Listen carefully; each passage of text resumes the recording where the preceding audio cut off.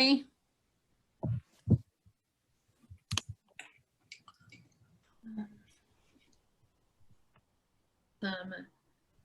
Excellent talent here today. This is going to be fun.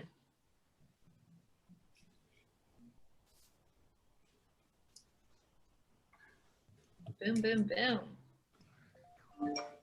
This is a good topic too. Liz, did you pick this topic last week? Yeah. That's right. I forgot you picked this topic. You were probably, when I was explaining it to you, you were probably like, yeah, I picked it.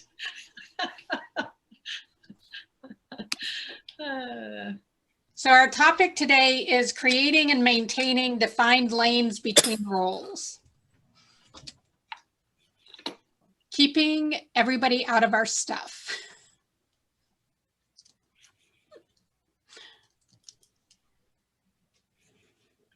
So basically why I suggested it was because we have an agent who's newer. She started in February and she is driving our transaction coordinator nuts because she wants to take care of some things and then she doesn't take care of other things. So like she'll send the contract to the lender, however, then she won't send it to title. Like the problem is the TC doesn't know what's been done and what hasn't been done. And so trying to figure out how to set those boundaries with her when she has a really high sense of urgency that she probably doesn't need to have. Who else has experienced that same thing? Yeah. So how do you guys deal with it? For me, what I did was I made a kind of a template to show the agent exactly what I did during each step of the process. So they knew that everything was being taken care of on my side. And I think having her see that, she was able to see that, okay, she is going to reach out to title and the closing team for that and send that stuff. And she's, you know, saving that and she's going to update me. And that, I think that kind of helped her.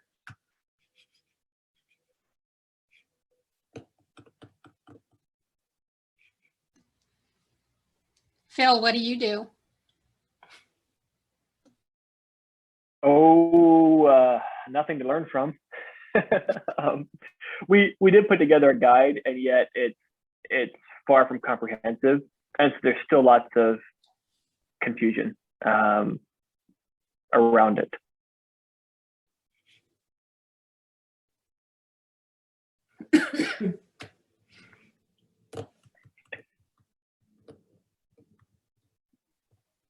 Just for context here, what does like a high fit for, let's say, a buyer's agent say about sense of urgency, like on the KPA? Are these people naturally on the higher side or lower side for sense of urgency, assuming they're a fit for the position?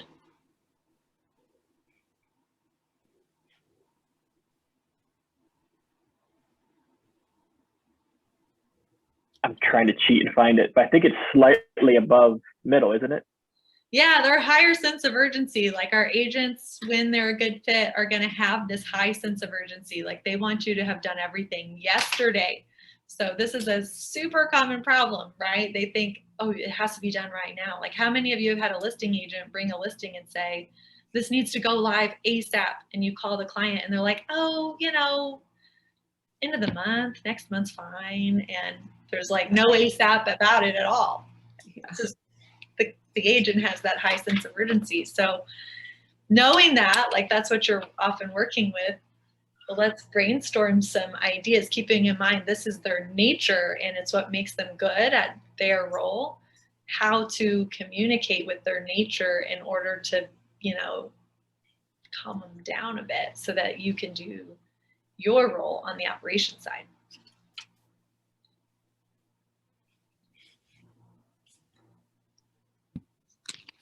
So when I'm training an agent, I like to do the analogy of a coach and a quarterback. The TC is the quarterback and executes all of the plays, and the coach lays out the game plan and then lets the quarterback go and do it.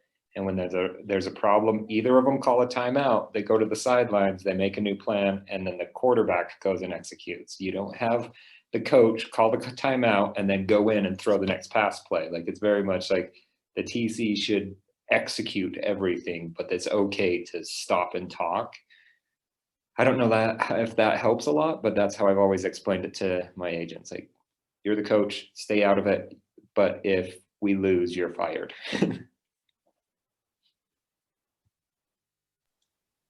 Is there a non-sports analogy that way that could be told? I'm just trying to think with some of the agents on our team. I'm not sure that the sports stuff is going to work. Yeah, I had that issue one time and I tried to do it with restaurants because that's all she said she knew, and it did not work. She also didn't last on our team. There's probably a better one out there. Gooder, yeah. What about directing and acting, maybe? What kind of other type of analogy do you think would be comfortable for you to explain? What are your interests? Oh, I love football. I'm just saying Oh. not everyone on our team is there with me.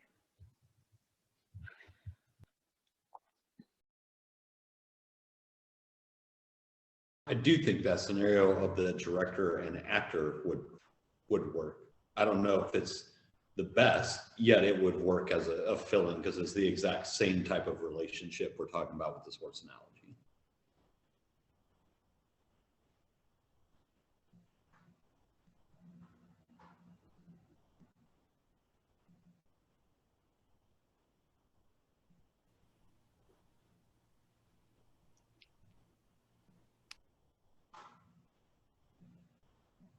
I mean, restaurant wise, you could have brought up the server and the cooks, because the server would call the play, write the order down, and then the cooks would actually execute the order.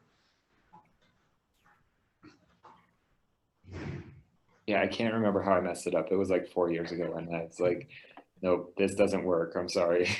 You're gonna have to go watch a game of football or something and then get back to me.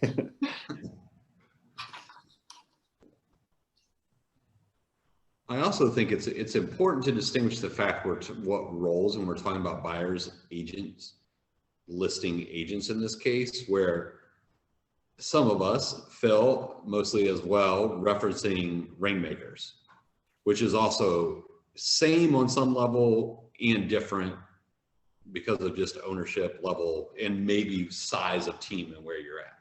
So in this specifically, we're talking about the listing agent, buyer agents. Phil, you keep coming off mute. I can see you have something to say. I have thoughts. None of them are super profound. So this morning I had an agent at my desk complaining about the TC. I had the TC complain about the agent last night. And so it's this dynamic right here, right? Of they both had expectation that wasn't met. Who should own, who should fix it? I went down the path of, I don't think the transaction coordinator did anything wrong. And yet I wonder if there's something that they could have done, better communication, better setting expectations. You know, we do this for the client, we do this for Mr. and Mr. Home Seller, Home Buyer, right? We're always saying, this is what we're doing, this is the next step. And so that's where my thought went this morning. I think it TC did a really good job actually on this, but I wonder if there's something that from admin side we should be doing in the moment, not just, I gave you a spreadsheet of what looks like and what we should be doing more as we communicate. And then I went down the line of, well, that's a whole lot of extra work and nobody has time for that. So I'm thinking through that. I don't have answers, but those are my thoughts.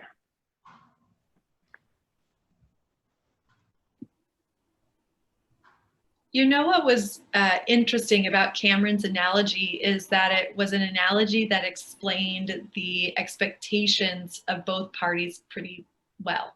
That might not be the expectations of the parties on your team, or maybe we haven't clearly defined the expectations of the parties on your team. Not yours, Phil, but like yours. So, you know, here's the question behind that rambling thought.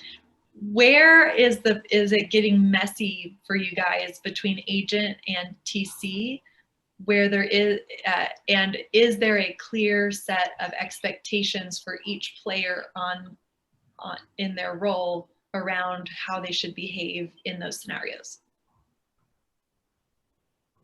Oh, Cameron's dropping some stuff for us over here. Looks like I got a lot of knowledge today. Who knew? So we did it in a flow chart and literally drew a line down the middle of it. And it's like, this is what the TC does. This is what the agent does. And I even tried to oversimplify what the agent does so they feel like they don't need to do anything and they shouldn't be doing things. So if you click that link, it's my simplified version of it, but that helped a little bit. There's only 5 things on the agent side. I love it. Yeah, that's too many. They should do less, right? Well, if you take away call quarterly, it's only 4 things, and call quarterly is unrelated to the TC process. So that's amazing.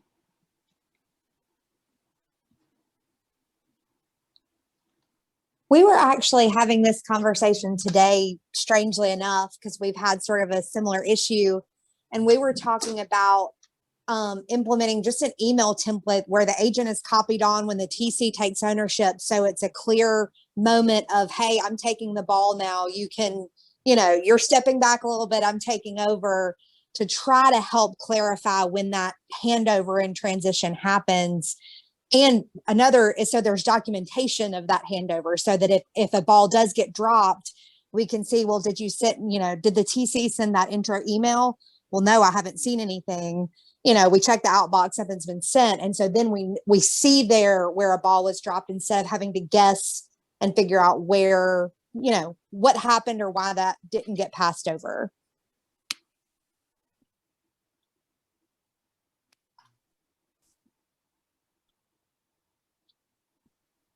Does everyone else CC the agents on everything, like text messages, emails, everything like that? Or do your agents say not to do that?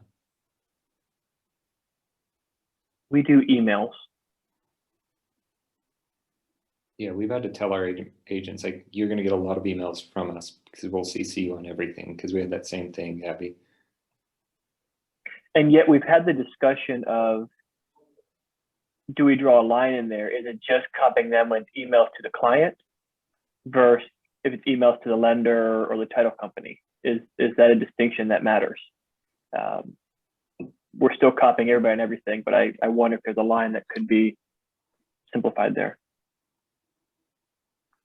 For example, for me, I tend to CC the listing agent or the buyer's agent as many emails as possible. If it's not them, we do have a director of ops where I do CC her, but we also have, for example, we have a spreadsheet, like an active snapshot where it talks about, is this a site, like for example, for when a contract just automatically goes under contract, is this a sight unseen? Is there a home inspection? Yes, no. When is it? And this is my job because I'm the one that usually schedules the home inspections. I let the agents know, hey, the appraiser contact me. And yes, it was ordered, when the appraiser is going, or the appraiser automatically is not on the active snapshot for the listing agent. So what I do is I let them know, hey, the appraiser contacted me. I have confirmed with the seller this date and this time.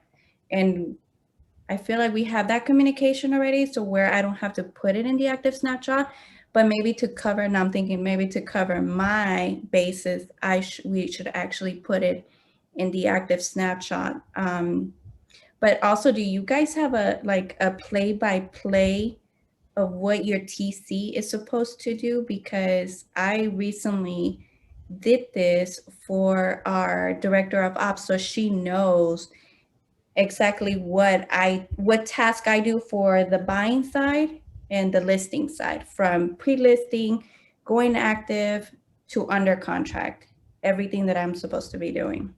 And it's a long list. Like, I was shocked and amazed of the amount of tasks that we're supposed to do. And I'm like, how do we even keep control of all this?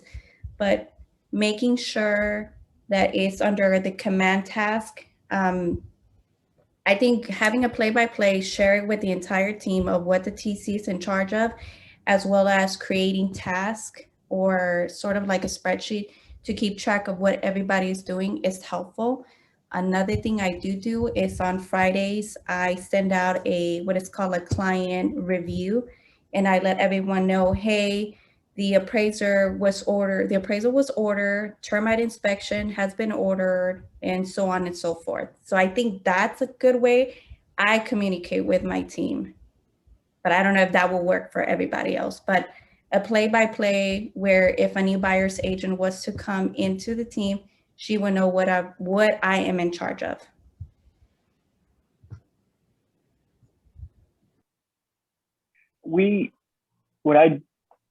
I presented play-by-play to our team, and the agents all glazed over. And so I actually like what Cameron shared in the chat because it's pictures and it's simple, right? Because end of the day, they really don't. Maybe I'm wrong here, but the agents really don't care what the TC does. They just care about whatever their particular problem is that being met? Whatever their reason was for asking the question. And so if we can just provide that confidence, I think it's better. So I'm actually sending that workflow to my TC right now saying, what's wrong with this? Or what are we doing different? That might be better. You give a simpler answer.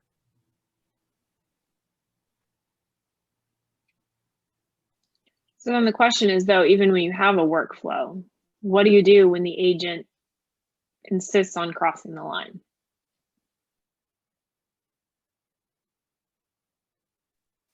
Do you bench your quarterback? Wait, coach. Do you fire the coach? Based on that analogy, do you fire the cook? I'm in Cleveland. Yeah, you do. I mean, I try to talk to the agent and tell them, when there's a bunch of different people putting, information out there, it kind of gets it all mixed up. And I let them know that I'm handling it. And just if she has questions or he has questions, just come to me and I'll keep her in the loop through Slack. I mean, I like do notes on every single thing I do, and even replies I get back. Like if I update with the closing team, this is what the lender said, this is what title said. And I just let them know, when you kind of chime in, it kind of messes things up, and they forget to include me again. And sometimes that helps.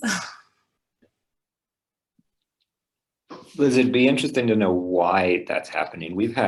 There's one agent on our team who just has crazy sense of urgency and would literally send an email and 30 seconds later not have a response and so go and do it.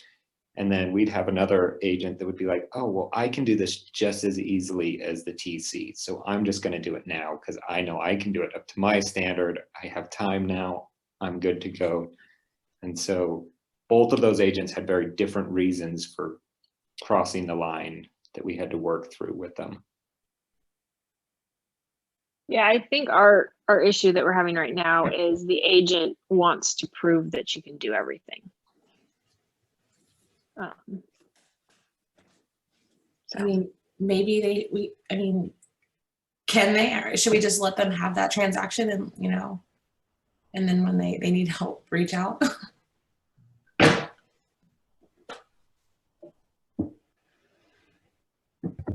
So you said it was that she sent a doc to a lender or something like that first? Yeah, she's insisting on starting communication with lenders and yet not communication with title. So I feel like your TC can just continue to do everything the way she would, and just once that agent, maybe copy the agent every time so they get, is it a newer agent on the team or? Yeah, she's only been here since February. Yeah, that's right. Sorry. So she can just see like that she's doing it every single time consistently, no matter what the agent is doing. So like, for instance, my TC Leah, we have an agent and she's having this issue, but our issue is this agent was a single agent for like the last 15 years. So she's kind of used to doing everything on her own. So I just continually tell her, do it exactly how you do it. Just keep copying her. She'll eventually get it. Like even today, she walked in with earnest money. She's like, where's the little thing you fill out? And Leah's like, hand it to me right now. I fill it out. I'll send you a copy. Like you just have to, she has to just keep telling her that I do this for you. I do this for you. But the biggest advice I gave her was just keep doing it. Zach, like copy the lender again with your template email saying, I'm the main point of contact, and copy her on it. And so she'll just continue to see that that's how it goes. And then she's still covering herself. If the agent doesn't actually do it one day, then it's still getting done no matter what. And then I know for like with Christy, our lead listing agent, once she first started and was new and she wanted me to copy her on every single thing, it took like 3 months, and she's like, stop copying me on everything, I got it. And then I got to stop doing that. But back when I was her TC. Sorry, my animal. Liz, has the TC communicated that challenge with the agent? Yes. What? I So think there's also a little bit of personality tension to add to the whole mix, okay. unfortunately. Just to spice things up. Mm-hmm. Yep. Perfect. What was the result of that, of their meeting? What was like their actions they walked away with? After the first one, the agent started copying the TC on every single text exchange with every single party in the transaction, which was too overwhelming. So the TC had to go back and say, stop, like I need everything to come in from email. So she's working, like they're working through it. They're talking. It's just heated conversations. Got it. So I feel like the solution is just to make everyone take the career visioning and realize how hard it is to find an awesome TC that will do all of these things in a correct way. And then they can finally understand, oh, this is leverage. Maybe I'll use this.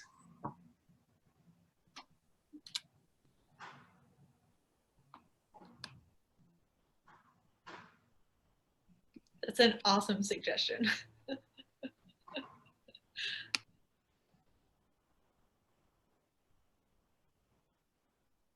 Well, the reason I asked, I was curious. I've seen this on Teams, and even in the past, I've ran into trouble where I realized conversations were conversations, and when we walked away, I had a good feeling or a negative feeling, but we didn't walk away with like, this is what the commitment would be and what we are going to do. And I was just curious that did they each walk away, right? And then with you as a leader going, okay, what was the commitments for each of you? So it's about them and their commitment as opposed to feelings and she said, he said, all of that stuff that goes into it.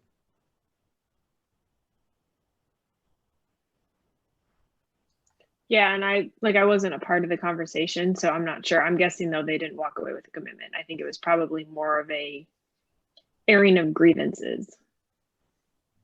So which there's a place, right? Like that has to happen, that fierce conversation. Now, whether it can be handled appropriately or not appropriately, who knows, right? Like you said, it could have got heated, who knows? But two, that may help from your aspect too, if you talk to them and go, okay, so if we have this conversation again, or I hear it again, I'm going to need each of you to come up with your actions. Like, let's agree on a couple of actions from each of you that I can help hold accountable that we're going to do from our side.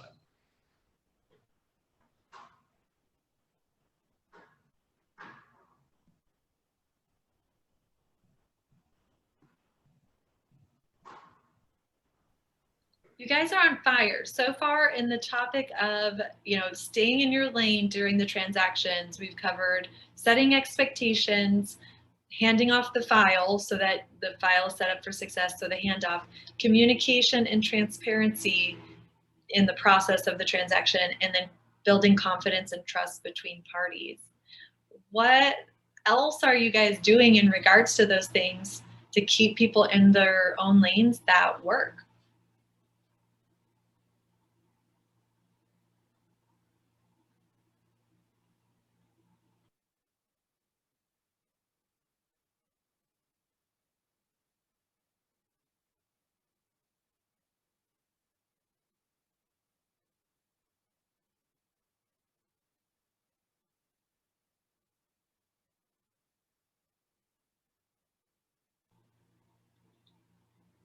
Let's go one at a time because I threw a long list at you. Who's got a great handoff that helps like set the tone for the transaction so that there's a clear, as to like what Anna was referencing, there's a clear pass off to the TC at a specific point in time. Who does that really well that could share with us?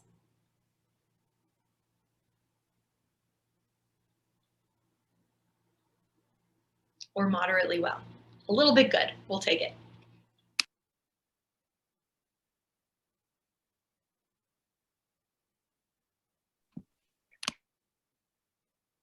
Ours is moderately broken, so I can't I can't answer. We forward emails, so that's not the good way to do it. I mean, for us, we have a template that introduces, I mean, the TC to the client.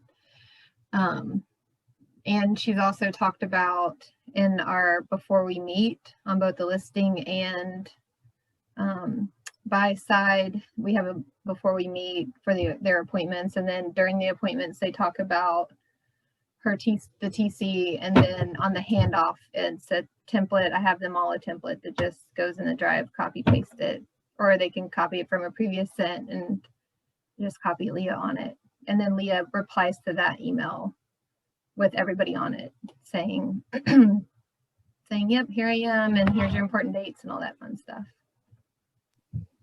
I want Zoom to make a button that we can hit and then like confetti comes out of the screen or something. And I want it to be called brainstorm session, because I get pumped when no one has something they love, because I feel like you guys are the smartest people in the industry all here on the call. And here we have something no one feels they're doing well. So let's brainstorm. Like, let's brainstorm how we could create the perfect, I'm hitting the button, there's confetti. It's brainstorm time, confetti. So let's figure out how we could create the perfect handoff so that, such that, topic of the day, we divided the responsibilities. We had like this clear division. This is the TC, now the agent is getting out. So brainstorm, let's go. What ideas do we have? I mean, our team, we, especially for buyer agents, they do a good job, just because like the buyers haven't really been introduced to the admin team quite yet, unless the appointment was set by the team. So take a sign call or an open house person. We put them under contract, and the buyer agent sends us the documents or lets us know where the exclusive buyer rep is and where the contract is. Hey, here's the pre-approval if they do have that. And they send us, the admin team, an email with all the information they have about the client. If they've discussed title, if they've discussed lending and who the lender is, they will put all that in there and sometimes attach the contract if needed. You know, if they've already discussed where the home inspection is and time and date. So any of the information they put into an email, and I have to email it to the TC, and we kind of set the rule of first come, first serve. Your, contract will be processed in the order it comes in to her email. So that kind of creates the urgency and speeds people up to getting their paperwork and their information over to the TC, so her clients can get called first thing that morning. So that's helped quite a bit for us. And then the agent takes it from there up until negotiations of the repairs. So that's what we've done, and it seemed to work okay. What works about it? What doesn't work about it? This is brainstorm, confetti time. Yeah. What works is passing the baton completely to the next person, and the agents having the confidence that the admin team has it. And then we schedule on the agent's calendar, hey, this is when the home inspection is. We figure out if we need an agent there to unlock the door, or if the seller is requesting that our agent be there the entire time. We usually get somebody else to do that for us, a showing assistant or a new agent in the office, so our girls aren't sitting there for 3 hours. So yeah, it's been a good handoff win. And then we talk about it in morning meeting in our team meetings, the updates that need to be had. So the actual handoff piece is an email. That's what you're.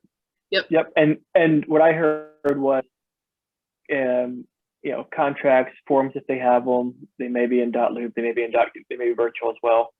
And then anything agents have to be intelligent enough to know anything that they might need to know. If we've pre-done something, Yeah. that's an agent's due diligence, and that's what we're doing. Yeah, it's hit or miss, right? You know, they'll have the inspection conversation and forget to tell the TC, and the Yeah. TC calls and reschedules the inspection or rehas that conversation. And when we were in person, I had a form here, it's in the file cabinet behind me, that was just like new buyer under contract, and it gave out all that information. And so we could pass that over to the TC, hand it over. Now that we've been more virtual and everything is digital and trying to get rid of paper, one fresh new email with a paragraph. And sometimes on a lot of our pre-qualification things, I always have like DISC for the DISC, so we know what type of personality we're speaking to, you know, to turn that type of personality style on. So is it a blank email, or is it like a template that prompts the agent like, hey, did they have an inspection? Hey, did they have blah, blah, blah? It is a blank email that the agent writes up. Hey, I just put 123 Main Street under contract. Here's the buyers. I've assigned you in command to the opportunity. Home inspection, you know, they're looking to schedule it next week. Monday, Tuesday, Wednesday, they're available. You know, so like giving all the information about that transaction to the TC, so the TC doesn't have to ask any questions.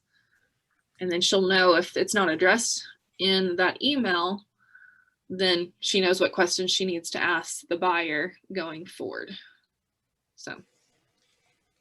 And Phil said something really great. And if I understood you, Phil, the example you gave was, did the agent schedule the inspection, or does the TC need to schedule it? Right? That wasn't communicated clearly. Who owns that? Like that, to me, that's a lack of ownership there. Like, it should always be the same person doing that task. So then do we have clear ownership on who's doing what task? And that person is the one that's always doing it. Where we see that get muddy is specifically escrow, because the TC is usually a day behind, and then the client's like urgent for escrow. And so how does that's where it gets muddy. Inspections usually is clear, but you know, the people are trying to be helpful, and then it gets muddy. And for our team, we have a Google Doc that the agent has to fill in and asks if it's a buyer or listing sign, and then it goes through all the questions. What's the source? How's the inspection being done? Is there a lender? And basically, we don't process it till they fill in this Google form. And once they fill this in, it shoots me an email, and it shoots our operations manager an email, and we start processing it at that point. Sometimes agents like to skip things and leave them blank. And then I just harass them on Slack. Hey, lender, inspection, are these things done? And they kind of will reply quickly, but I won't start processing it till I get that PTB through the Google Doc form, which I kind of like, because it just asks everything I need.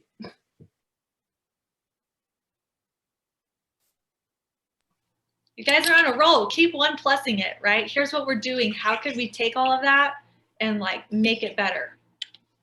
And what we do at the beginning of every year and kind of throughout our quarterly meetings, we'll go back through if something's kind of breaky, or, you know, like something's getting, you know, lanes are getting crossed and they shouldn't be. We get back out our paper checklist that, you know, addresses every single thing you would ever imagine going through an under contract process. And we all have the same one, and we go line by line, and you highlight what areas are you responsible for. So it's like, hey, TC does this, TC does that. All right, this part, you know, is the agent's responsibility. And they all have it on everybody's desk, usually like pinned up on the bulletin board right behind them. So they see that these are my responsibilities through the under contract process.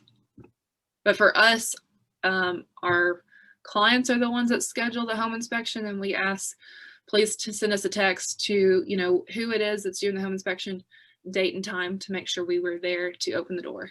And you only attend the last 30 minutes when the home inspector texts or call you that you can come. That's our rule. So.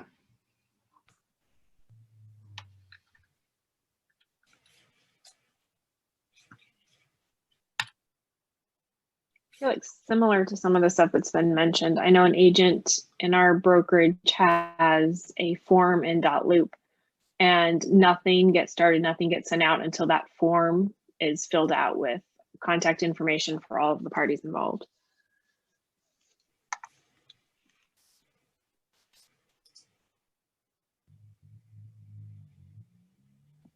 Yeah, sometimes our agents won't even say that we're under contract to their clients or the other agent. We will be the ones that actually send that out, like, hey, congrats, here's the accepted contract, we're under contract now, like, we're going to move forward, I'm taking over. So sometimes that helps. The agents enjoy that too. For my team, as soon as the listing agent or buyer's agent sends it off to the TC, is by putting, hey, for example, 123 Kennedy Street, it's under contract. From there, I'll go ahead and send out a email to the seller, to the buyer, saying you are under contract, information of where they need to send their earnest money, their due diligence end period. The secondary email right 30 minutes after that is the home inspection. So the following week, I'll do the loan process of where their loan could potentially be with their loan officers and information.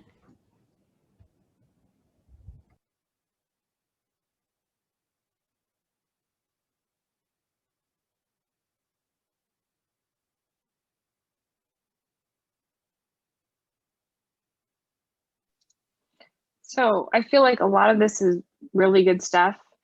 However, some of it I'm wondering if there's a redundancy. Like if we're expecting our agents to tell us the contact information for the client and the lender when the contact's in command and the lender should be on the pre-approval, like is that necessary? Is that duplicating work or not? I went to the extreme of that, and we had the form and I got rid of it because it seemed mostly redundant. But now I'm feeling there's still some handoff piece that needs to happen. We went to just forward the last email, with the accepted, executed contract in, because then they have the pre-approval, they have the other agent's information, and they go look up the opportunity in command. And yeah, it's still not smooth. But we did get rid of the form altogether because it was then taking another half day to type the form to get that in. It's just delaying the process.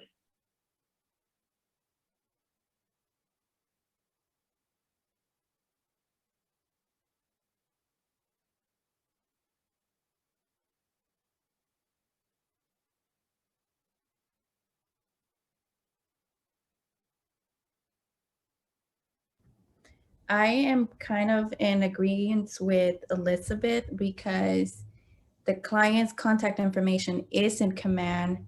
The lender's contact information is on the, for example, FHA or VA exhibit. You will know who the lender is, and the peer approval should be in part as the binding executive form.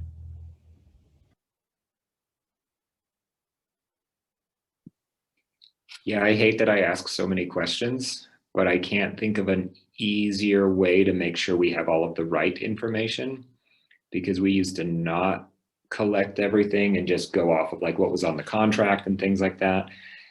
And we had a few times where they sent us the wrong contract or the old pre-approval letter with the old lender, and they're like, oh no, we switched, we're actually using this now. And so we had too many small little issues that if we just collect all of the information, it's all there, they have to put it in. And so we tried to make it as easy as possible, but it's still not very easy.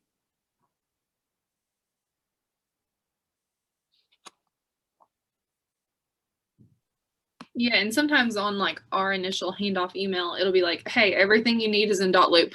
Cool. The address, or it's under this person, or we admin always upload into command. And so, hey, here's the buyer's name, 123 Main Street under contract. All you need is in these two places. And that's it. So like sometimes they're pretty straight and to the point. If depending on who that agent is. We have one or two that's, you know, high C, and she's very detailed, so she lists everything out. We tell her, hey, you don't have to do this. And it's just the way she'd prefer it, which is fine. So, and then we've got some others, listing agent or rainmaker, you know, that doesn't do any of it. And we have to find it a few days later. Oh, you put a listing under contract, or you did this. Cool. So.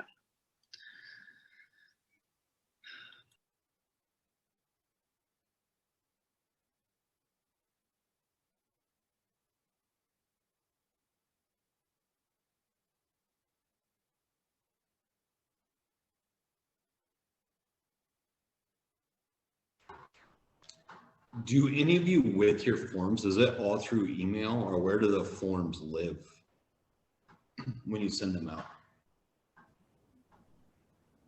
I have them in my Google templates. They're automatically uploaded in there. So as soon as something goes under contract, I just compose an email, input the earnest money, where it needs to be dropped off, due diligence, and send it. Our home inspection already has our preferred, our recommended home inspector companies nearby.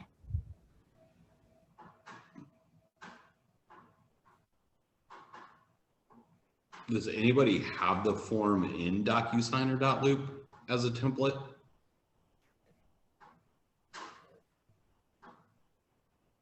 We have it in .loop, and we share it to them just straight a PDF. Hey, here's a, you know, your original copy of all your documents. And then we always attach that initial welcome email to the, you know, congrats, you're under contract type thing. Okay. With the home inspectors and all that. So that we do, but or copy and paste it and put into like a regular email to the clients. I was also, and thank you for that. That makes a lot of sense. I think that's a good idea. And let me ask the reason I asked the question was, my thought was, if you're going to have the agent submit a letter, right, that are a document that's outlining all of the numbers, is there an opportunity where it's just in DocuSign or .loop? We are actually working on, not as we're going to implement, we're testing the capabilities of it, but DocuSign's been really, really good for that. You can create a form where it's all mapped, right? All the fields are mapped. So if you've entered it on any of the contracts, it'll automatically pull that over. So it'll pull over buyer, seller, address, prices, dates. It'll automatically put it all into that one form. So you're still missing lender, because that's not any of our contracts, but there is a form that fills out half of that already. We're messing around with that, but we're getting more comfortable with DocuSign. So that could be an easy route when we're 100% into DocuSign to get half of that clear, and then it's being copied, so it can't be wrong. Can't be wrong. Never wrong. I'd love to hear how you get that completed, because I've had some issues making DocuSign forms. So yeah. We do too. We have one that worked perfectly, and we tried to do it again, and I don't know what I'm doing. So it's supposed to be perfect, supposed to be really easy. Still working on it.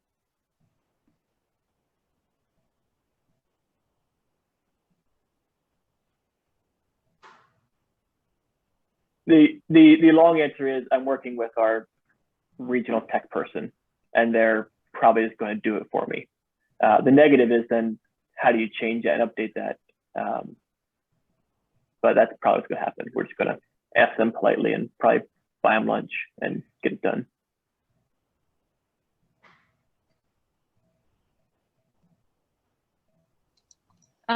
For us, when it comes to, we do a pass the baton when we get a new listing, the listing agent fills out. And we have a Google form that gets filled out in, and then I wrote a script so that it takes the answers and actually turns them into a Google Doc that gets emailed to our listing manager as a PDF. So I suppose I could do something like that for a contract to close as well. The issue though is because it's a PDF, it can't be edited. So any changes can't be made to it. I've seen teams do the DocuSign. I'm not familiar with enough of the mapping to make it happen, but I was also thinking, Liz, because of what you said, if your CRM or Command, particularly Command, syncs with DocuSign, then you would have one location to where maybe it didn't have the contact because you would already have that in the opportunity. And yet if that was at least completed and synced, you would have a form that was already loaded. Unless your TC is doing the syncing, which may be happening. Depends who's creating the room.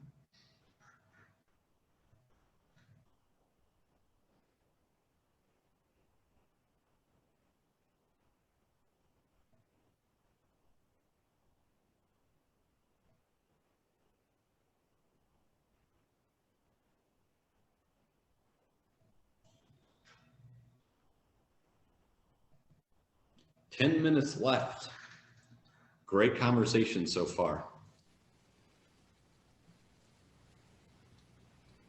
So let's hear some takeaways. What is one thing you heard you're going to implement and utilize in your business?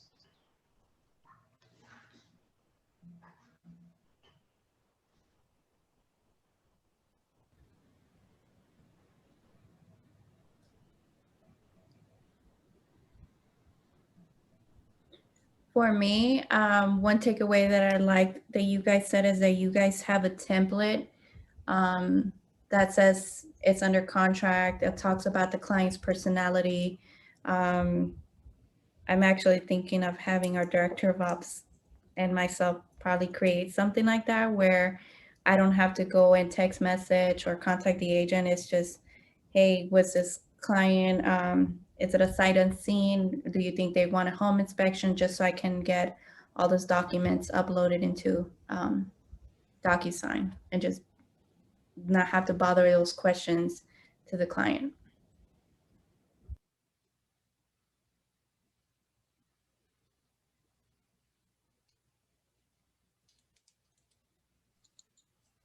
I'm definitely going to have the quarterback versus coach conversation. I think that's a great analogy.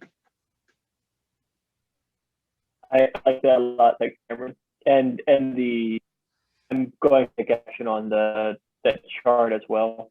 We'll probably that'll be a topic at the next team meeting or some version of that. Just reminding everybody as a kind reminder, without calling anyone out, that this is how awesome our TC is. This is what they do for you. This is all you have to do. Do these things well. I like the quarterly call on the bottom there too. Remind them to do their follow up afterwards. It's a good form.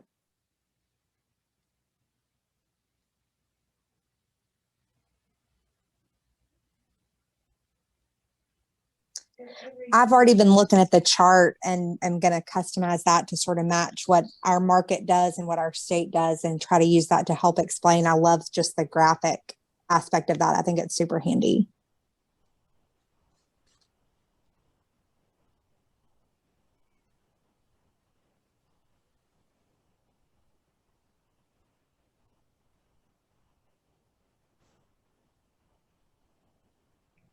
Great takeaways so far. Anyone else? We're coming up on a holiday weekend. I do feel like we need some fun.